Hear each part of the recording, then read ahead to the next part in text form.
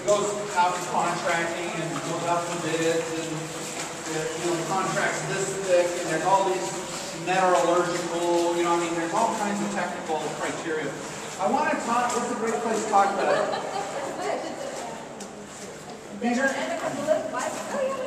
These are called ports. This is a good opportunity for me to explain how water actually moves around. So imagine that the water's down and you're sitting up in the lake and you're waiting for a lockage. And the lockmaster's ready to bring the water up. Okay, what we would do, let's imagine there's so many boats we're going to do the full chamber.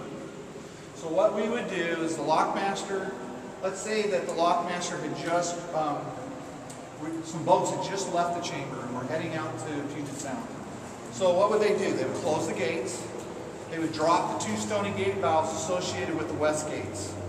So now this would all be underwater, okay? But we need to raise the elevation of the chamber to equal the lake. So what would happen is then these valves would be down, so the lake water wasn't coming in. So now when we're ready to raise the water, we're going to raise these valves, and through gravity, no pumps. The water's going to flow from the lake into this tunnel, and it's going to flow down, and it's going to go all the way to the end where those valves are down. As that water builds up pressure, it has nowhere to go. As it builds up pressure, that pressure gradient backs up this, kind of comes back up this tunnel. What we'll do is it'll come to the first port and water will start going out that port. It'll go to the next port and it dominoes right on up, and the water comes out this port and it shoots along the bottom of the chamber and it meets the water from the other port.